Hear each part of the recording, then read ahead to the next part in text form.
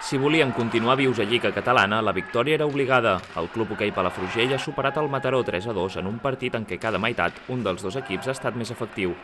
Els dos conjunts han sortit a buscar el rival, però a l'inici han topat amb els dos porters molt concentrats sota pals. Els palafrugellencs han obert la llauna al minut 16, quan Àlex Torres ha desviat un xut de Tim Borrell. Minut i mig després, el mateix Borrell ha aprofitat un refús del porter per marcar el 2-0. El gol ha encès el Palafrugell, que s'ha quedat amb superioritat després d'una targeta blava a Guim Floriac.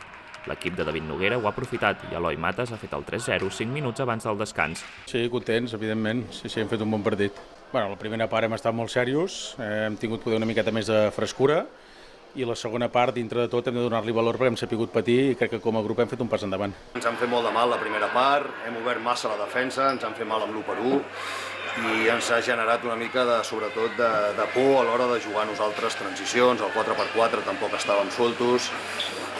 I això ha condicionat molt el partit, evidentment. Aquest desencert en atac del Mataró l'han capgirat a la segona meitat. En un minut, Marc Puigbert ha aconseguit superar per primera vegada Andreu Muñoz. Els del Maresme han apretat tota la segona meitat en diverses ocasions per retallar distàncies, topant sempre amb el porter local. El Club Hoquei Palafrugell ha notat el cansament d'haver jugat dimarts i això els ha portat a patir fins al final.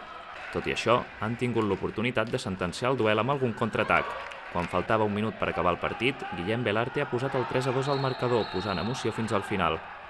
Una victòria en què l'equip consideren que ha fet un pas endavant amb l'única nota negativa de les molèsties físiques de Gerard Pujol.